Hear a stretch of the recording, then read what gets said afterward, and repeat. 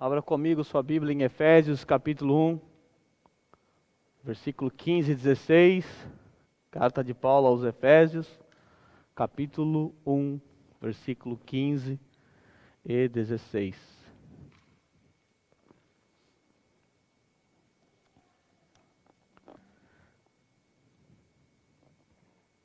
Diz assim a palavra do Senhor: Por essa razão, desde que ouvi falar da fé que vocês têm no Senhor Jesus e do amor que demonstram para com todos os santos, não deixo de dar graças por vocês, mencionando-os em minhas orações.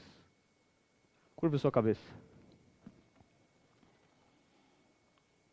Senhor Deus, nós estamos diante da Tua revelação. Sendo assim, Senhor, ilumina as nossas mentes, ilumine os nossos corações para que venhamos a compreender a Tua palavra que é rica, palavra esta que fala aos nossos corações. Ó Senhor, reconhecemos que a Tua palavra é tudo para nós e que sem ela nós não chegaríamos até a Ti.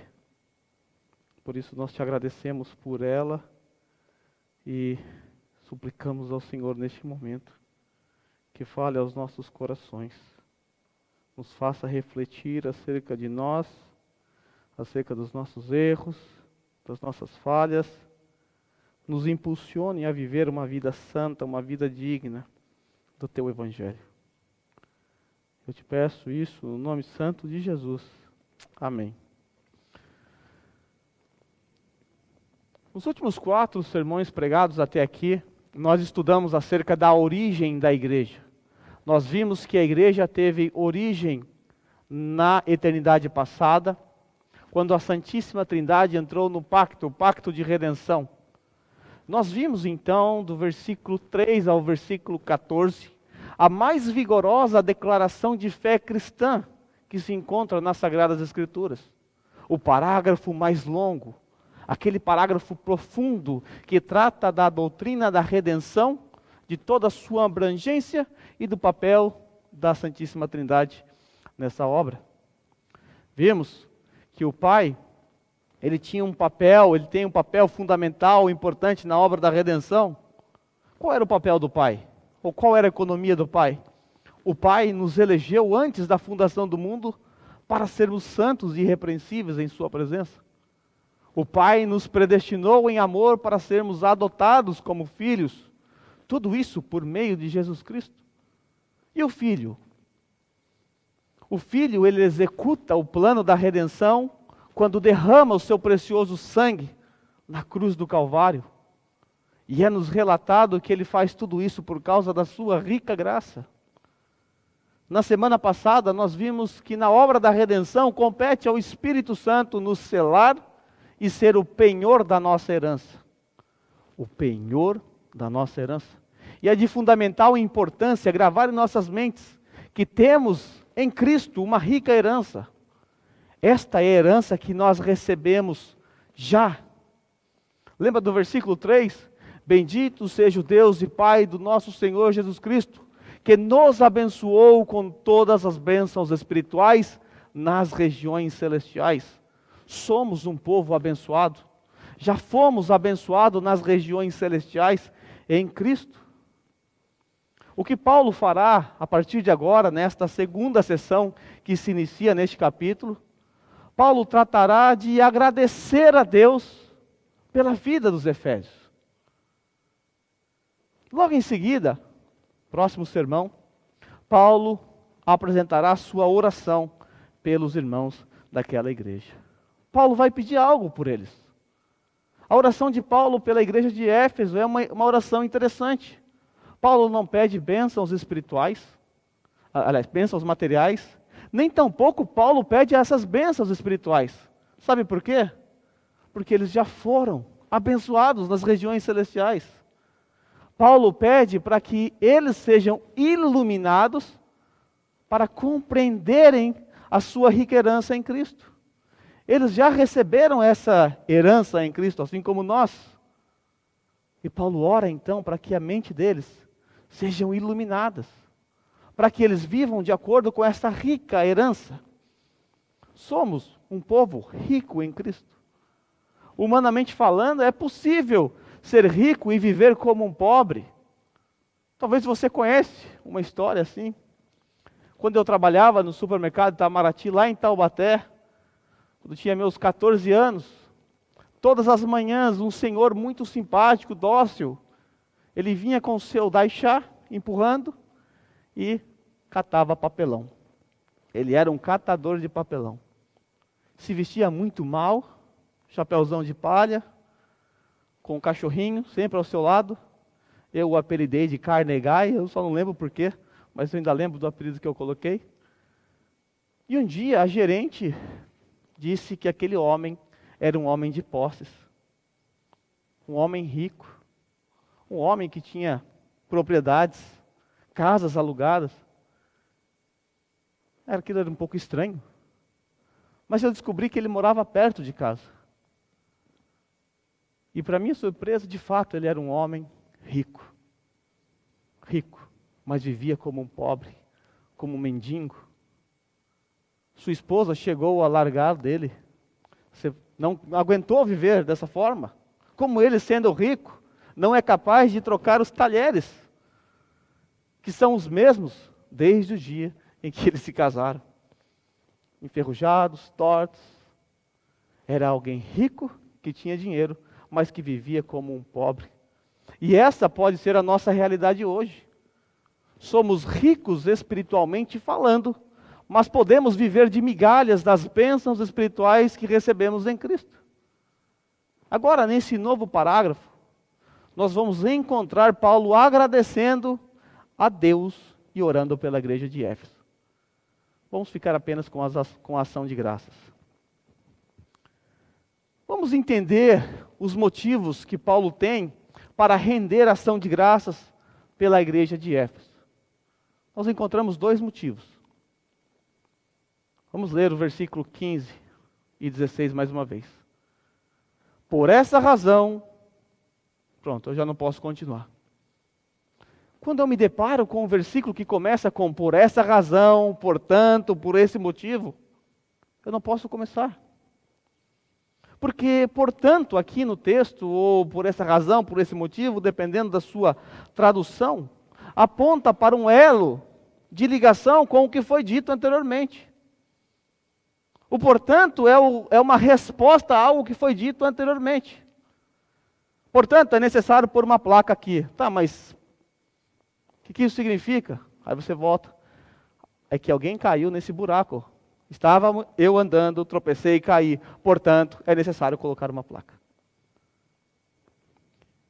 Esse portanto, ou por essa razão, aponta para o que nós aprendemos até o presente momento. Tudo que eu expus nos últimos 4 sermões acerca das ricas bênçãos espirituais que nós recebemos, que vai lá do versículo 3 até o versículo 14, são por causa dessas bênçãos que Paulo não deixa de dar graças a Deus pela vida daqueles irmãos. Porque eles receberam de Cristo essas bênçãos espirituais. Paulo agradece a Deus. Vamos lembrar quais são essas bênçãos espirituais. E enumerei, para que você saiba quais são elas e quão rico você é em Cristo. Primeiro, fomos abençoados nas regiões celestiais. Segundo, fomos escolhidos antes da fundação do mundo. Terceiro, fomos predestinados em amor para sermos adotados. Quarto, Ele nos elegeu para o louvor da glória de Deus. Quinto, em Cristo recebemos a redenção. Sexto, recebemos de Deus a sabedoria e o entendimento. Sétimo, recebemos a revelação do mistério da vontade de Deus. Oitavo, fomos predestinados de acordo com a livre vontade de Deus, segundo o propósito da sua vontade. Nono, fomos salvos pelo evangelho que um dia ouvimos. Décimo, fomos selados em Cristo com o Espírito Santo. 11º, somos propriedades de Deus. 12º, temos a garantia da nossa salvação, pois o Espírito Santo é o nosso penhor. Consegue perceber o quão rico nós somos? Por causa dessas verdades, Paulo agradece a Deus. Paulo sabe que esses irmãos são alvos das bênçãos espirituais contidas nos versos que nós já estudamos até o presente momento. Mas a pergunta que fica é, mas como Paulo pode saber disso? Como é que Paulo sabe que esses irmãos de fato foram abençoados nas regiões celestiais, que de fato são participantes dessas bênçãos? A resposta está no fato de que Paulo ouviu duas coisas importantes acerca deles. Paulo ouviu algo, duas coisas. Depois de ouvir isso, ele agradece a Deus. Mas o que Paulo ouviu? E aqui nós encontramos as razões. A primeira razão para Paulo render ação de graças é porque ele ouviu sobre a fé dos efésios no Senhor Jesus. Por essa razão, desde que ouvi falar da fé que vocês têm no Senhor Jesus. Então o apóstolo Paulo rende ação de graças pela salvação dos efésios. E a pergunta ainda continua, mas como ele pode saber que esses irmãos se enquadram no que foi dito nos versículos anteriores? Como nós podemos saber que somos herdeiros das insondáveis riquezas de Deus? Como podemos ter essa certeza? Existe aqui nesse texto dois testes que devem ser aplicados a nós, e Paulo aplicou à igreja de Éfeso. O primeiro teste diz respeito à fé do indivíduo. E vale lembrar que fé sempre vem acompanhada de uma profissão de fé. Paulo ouviu acerca da fé que eles professavam, e por isso rende ação de graças a Deus. E é importante que prestemos muita atenção no objeto da fé dos efésios. A fé deles estava no Senhor Jesus. Mais uma vez, quero ressaltar que Cristo é central para a nossa fé. E sem Ele, não receberíamos nenhuma bênção espiritual mencionada nos textos anteriores. O que quero dizer é que não basta apenas crer em Deus. Se você perguntar para um judeu, você crê em Deus? Ele vai dizer, sim, eu creio. Isso não é suficiente. É necessário crer em Cristo conforme diz as Sagradas Escrituras. É necessário depositar a nossa fé no Redentor do versículo 7, porque nele temos a redenção por meio do seu sangue e o perdão dos pecados. Paulo, uma declaração de fé, ela então é suficiente para ter certeza da salvação de alguém? Será que dá para confiar na declaração de fé de alguém? A resposta é um óbvio, claro que não. Nós encontramos na própria palavra de Deus inúmeros exemplos de supostos professos cristãos que, na verdade, não eram cristãos. Pessoas que estavam no meio de nós, porém não eram um dos nossos. O próprio apóstolo Paulo levou consigo Demas em sua viagem missionária. Veja bem, o apóstolo Paulo não levaria qualquer pessoa. Ele levou alguém que ele julgava ser um crente. Mais na frente, Demas abandona Paulo. Paulo diz que ele preferiu amar o presente século. Alguém que professava a sua fé. Quando nós olhamos para Mateus 7, do 21 ao 23, nós encontramos algo assustador nesse texto. Nós encontramos ali supostos cristãos realizando atividades religiosas, mas pessoas que nunca haviam sido participantes das ricas heranças do nosso Senhor. Até confessavam que Jesus era o seu Senhor, mas Jesus olha para eles e diz, eu não conheço vocês. Apartem de mim, vocês que praticam iniquidade. Veja o que o texto nos diz. Nem todo aquele que me diz Senhor, Senhor, entrará no reino dos céus. Veja bem, eles estavam reconhecendo que Jesus era o Senhor.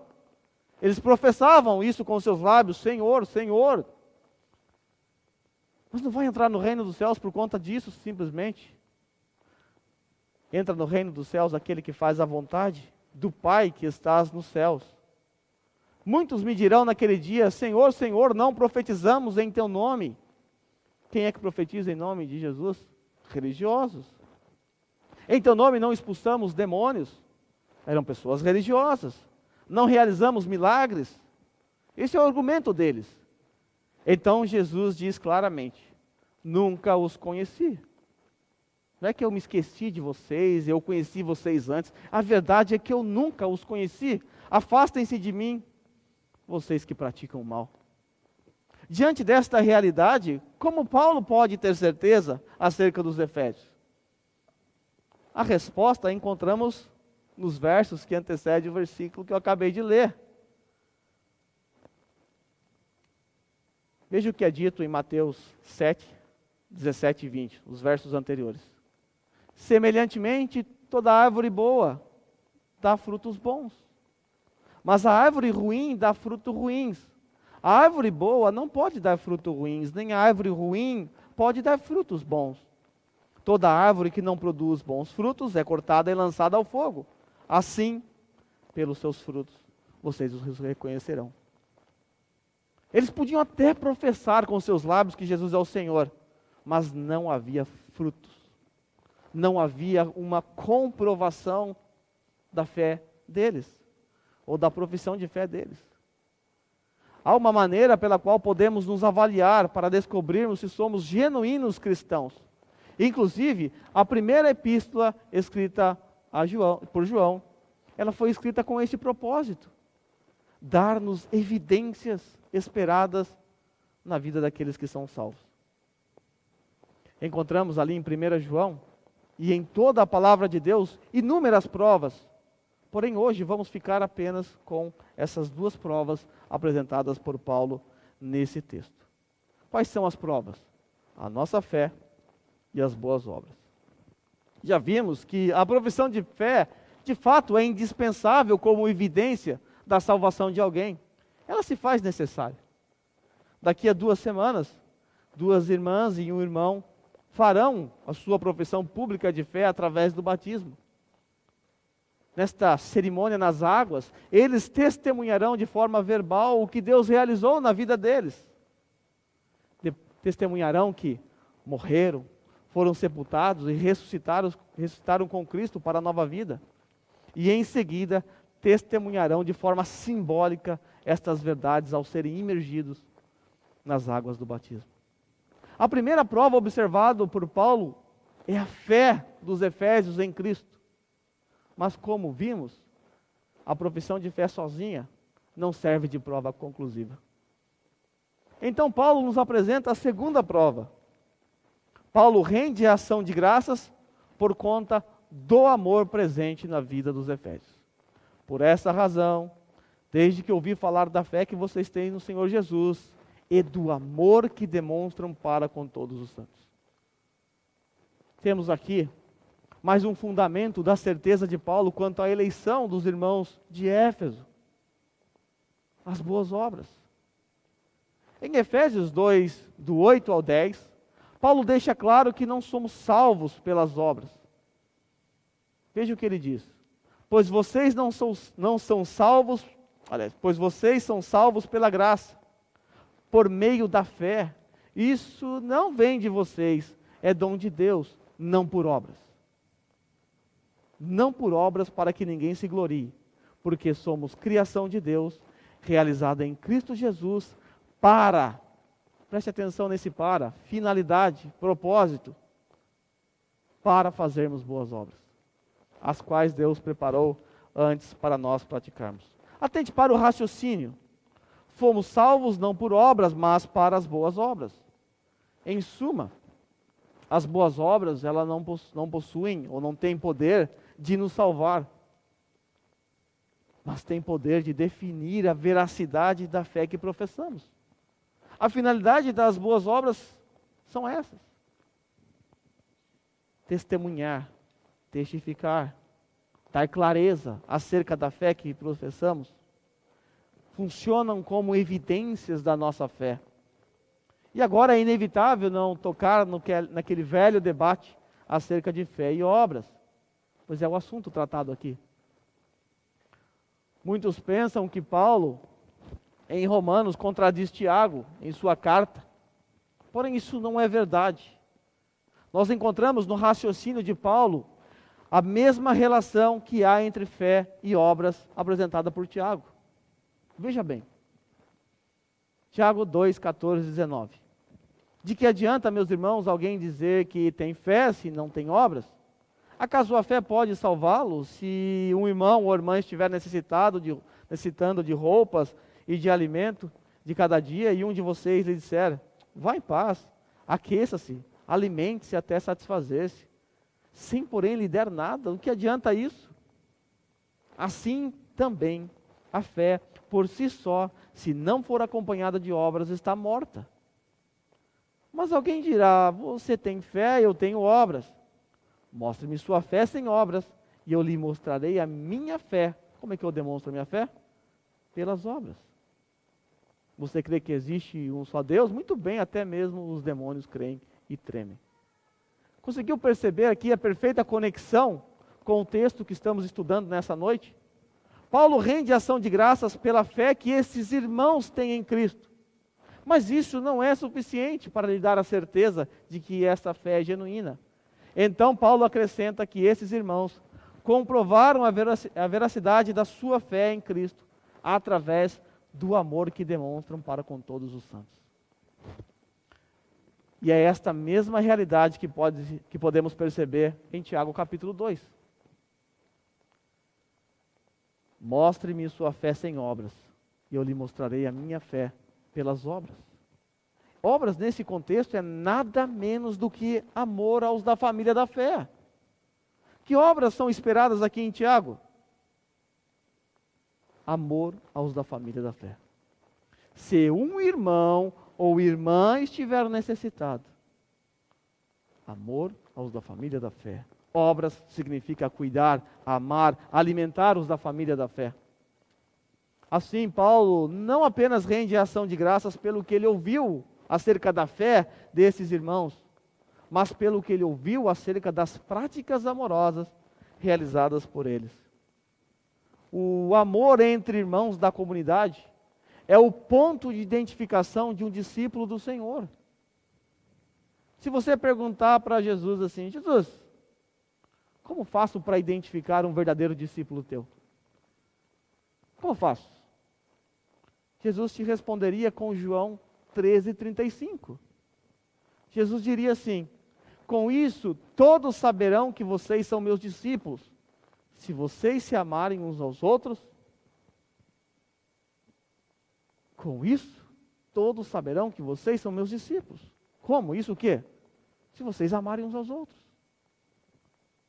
Tá, mas que tipo de amor é esperado de um discípulo de Jesus?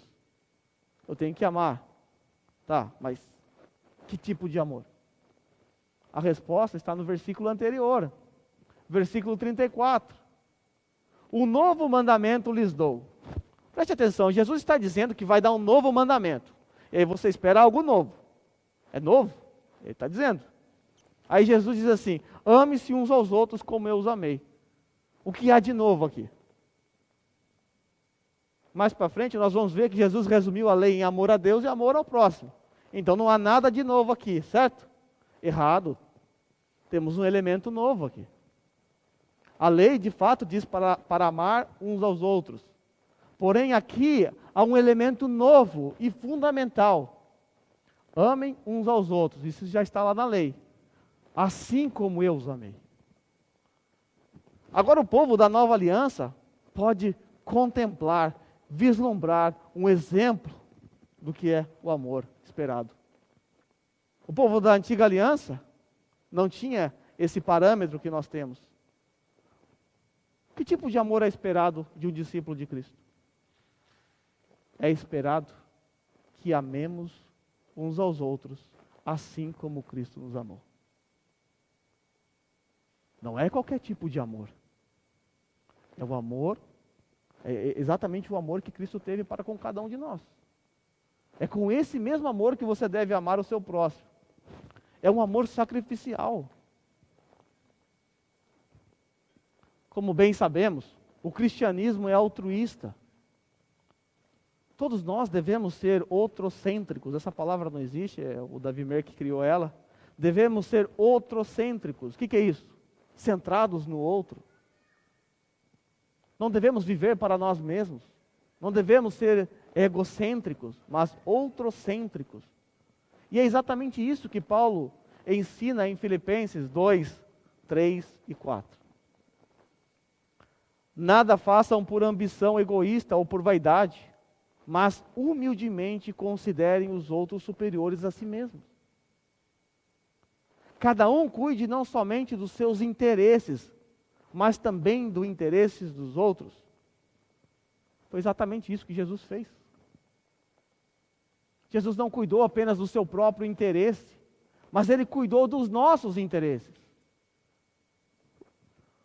Nos era interessante a morte de Cristo na cruz, porque se Jesus não morresse na cruz, estaríamos perdidos. Veja os versos seguintes, versículos 5 e 8. Seja a atitude de vocês a mesma de Cristo Jesus. Não cuide somente dos seus interesses, mas também dos interesses dos outros. E agora ele complementa: seja a atitude de vocês a mesma de Cristo Jesus, que embora sendo Deus, não considerou que ser igual a Deus era algo que devia apegar-se, mas esvaziou-se a si mesmo, vindo a ser servo. Jesus veio para servir. Jesus veio por amor, veio para dar a sua vida. Sendo encontrado em forma humana, humilhou-se a si mesmo, foi obediente até a morte e morte de cruz. É esse o padrão esperado de nós. Esse é o padrão de amor que Deus espera dos seus discípulos. O apóstolo Paulo, ele sabe que o amor é uma grande evidência de que alguém foi salvo. A presença do amor dá fortes evidências da salvação de alguém. Porque o amor, ele foi ordenado pelo próprio Cristo. É uma ordem, é um mandamento. E o salvo é aquele que tem prazer nos mandamentos de Deus.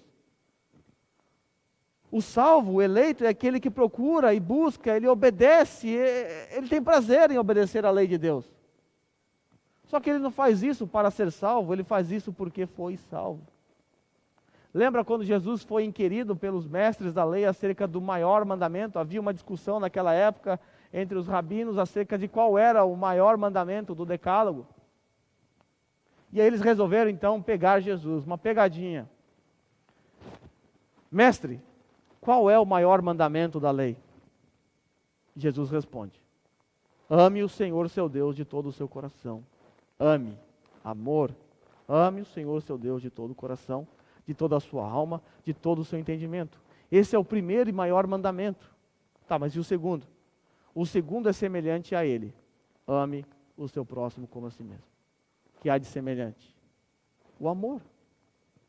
E aí Jesus diz que desses dois depende não só o decálogo, mas toda a lei e os profetas.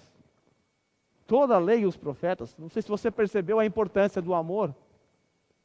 A lei se resume em amar a Deus e amar ao próximo. Não é impressionante que Jesus resuma a lei em amor? Amor a Deus e ao próximo. Apesar do nosso texto especificamente tratar de amor ao próximo, eles amaram os santos, né? Não se enganem, não se iluda. Amor ao próximo é uma forma de amar a Deus. São inseparáveis. Inseparáveis. Porque quando eu obedeço a ordem de Deus de amar ao próximo, estou por inferência amando a Deus. Veja como isso é real em João 14, 15, depois versículo 21. Se vocês me amam, obedecerão os meus mandamentos. Veja, amor e obediência andando lado a lado. Se vocês me amam, obedecerão os meus mandamentos. Ora, versículo 21, parte A. Quem tem os meus mandamentos e lhes obedece, esse é o que me ama. Para a Bíblia, amor a Deus e ao próximo são inseparáveis. Há uma corrente que não pode ser quebrada. De forma que quem ama o próximo, ele obedece à lei. E quem obedece à lei, demonstra que ama a Deus. E quem ama a Deus, obedece à lei. Temos um ciclo. Um ciclo que se repete. Um elo, uma corrente. De forma que somos convocados a amar o próximo. Temos que amar ao próximo. Não é uma opção sua aqui. Se você é um crente, um eleito, Se você foi abençoado com todas as bênçãos espirituais das regiões celestiais, a única opção que você tem é amar este irmão que está do teu lado. Ah, pastor, mas eu até consigo amar a Deus. Olha, eu amo muito a Deus. Faço minhas orações todos os dias, falo com Ele, mas eu não sou uma pessoa relacionável, eu não consigo amar o próximo.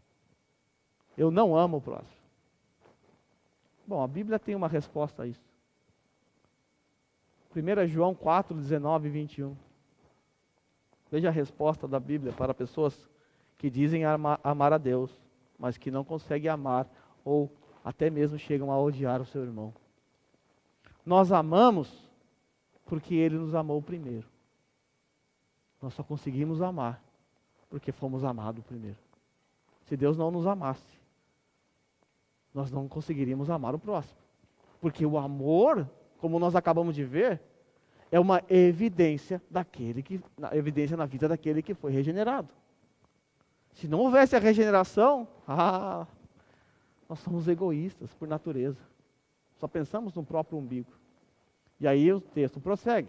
Se alguém afirma, eu amo a Deus, mas odiar o seu irmão é mentiroso. Essa é a resposta que a Bíblia dá para aquele que odeia o seu irmão. Você ama a Deus e odeia seu irmão? Mentiroso. Pois quem não ama seu irmão, a quem vê, não pode amar a Deus, a quem não vê. Ele nos deu este mandamento: quem ama a Deus, ame também o seu irmão.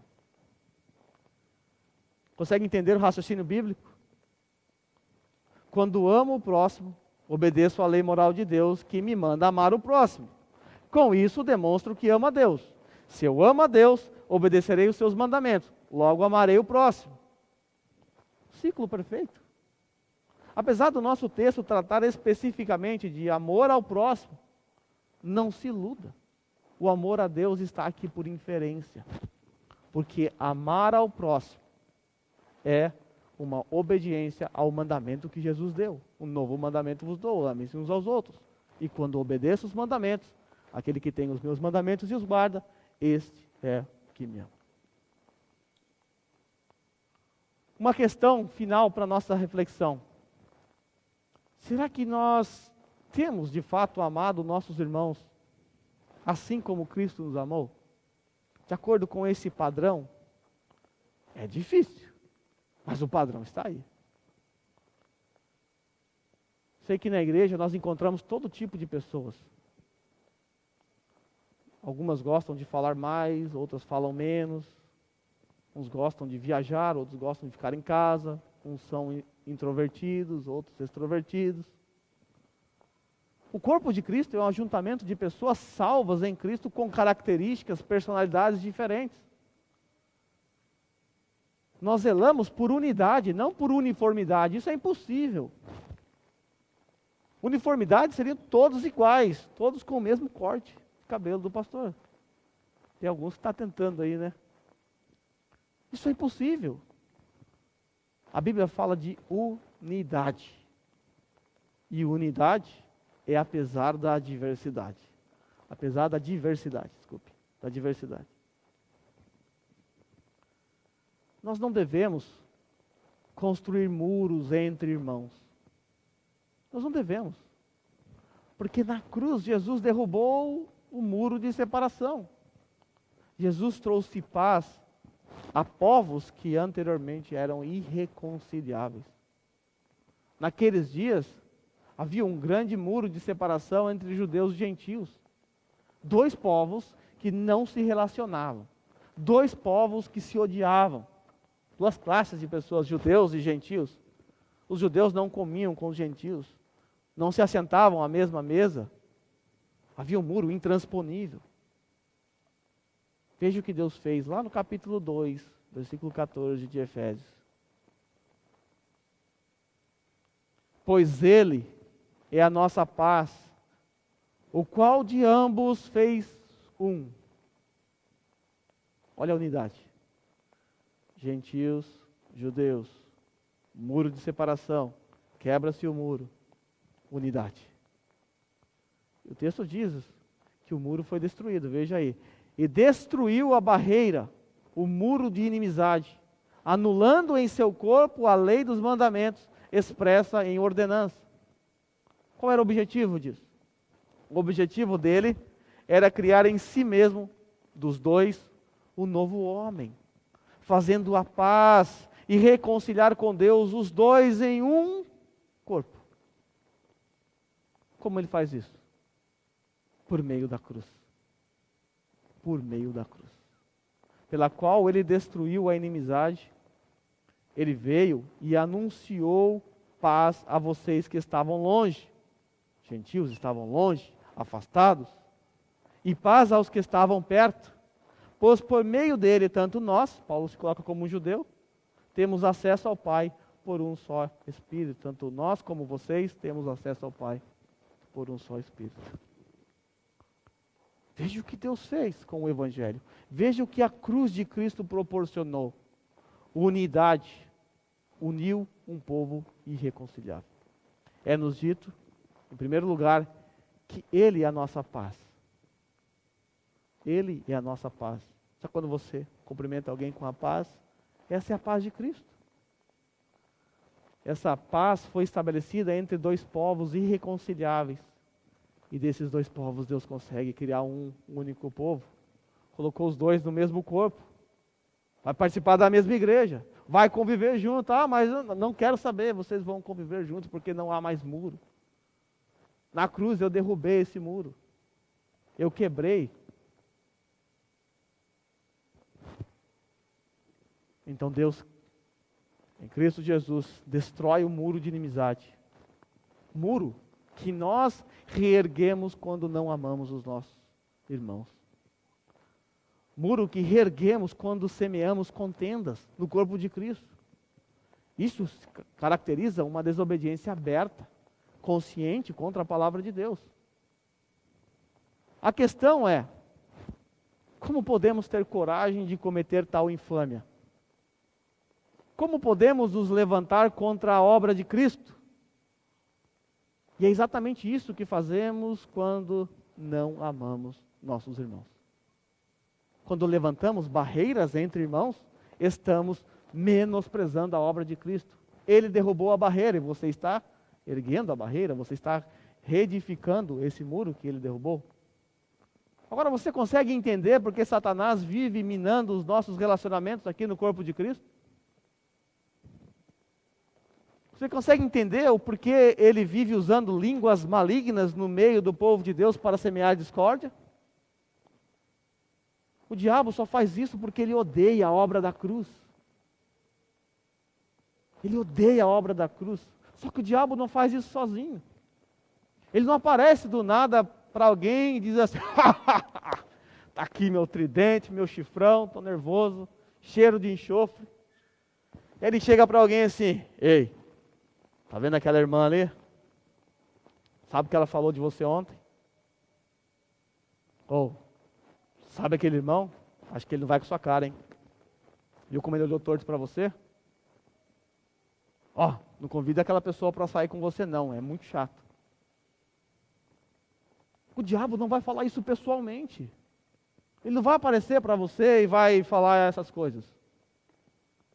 Ele usará alguns do meio de nós que não possuem domínio próprio, que não conseguem controlar as suas próprias línguas. Talvez você não se deu conta de que tem sido usado pelo diabo para cometer esta infâmia, esse terrível pecado contra o corpo de Cristo. E se isso tem sido sua prática, se arrependa. Pare de emprestar a sua língua ao diabo. É preciso amar o corpo de Cristo e ponto. E ponto. Somos a noiva dele. Então não ouse tentar destruí-la, difamá-la, denegri-la. Não ouse odiar aquilo que o Senhor ama. Talvez você já tenha dito para si mesmo: eu não engulo tal pessoa. Eu não vou com a cara dessa irmã ou desse irmão. Ou outros mais sem noção, o nosso santo não bate. Será que seria o caso de você ter um padrão de amor mais elevado do que o do Senhor? O Senhor consegue amar todos. Mas você não. Será que o seu padrão de amor é mais elevado do que o do Senhor? Será que o seu padrão de perdão é mais elevado do que o do Senhor, o seu padrão de justiça? Deus te amou. E você não é a pessoa perfeita que você acha que é. Mesmo assim, Ele te amou. E como pode agora você menosprezar outros que Ele também amou? Será que você é o portador de um atributo mais elevado do que o do Senhor? Certo que não. Nós reconhecemos que não é fácil obedecer esse mandamento. Não é fácil. Se tem uma coisa difícil para nós é amar uns aos outros. Às vezes até mesmo na nossa própria família de sangue, é difícil amar. Imagine para aqueles que nem fazem parte da nossa família de sangue, mas fazem parte de uma família especial, a família da fé. E de certa forma é uma família de sangue. Não é o sangue da família Manfredini, não é o sangue da família Kurukawa, é o sangue de Cristo. Não é fácil, porque somos egoístas por natureza. Não é fácil porque naturalmente olhamos para o nosso próprio umbigo. Mas na força do Espírito Santo, podemos amar uns aos outros. Sendo capacitados por Ele, podemos obedecer os mandamentos do Senhor.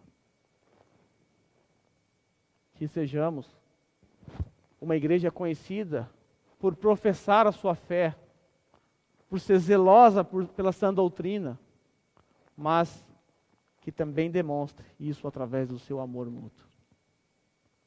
Porque todos saberão que vocês são meus discípulos. Não é só pela sua profissão de fé, é se vocês amarem uns aos outros.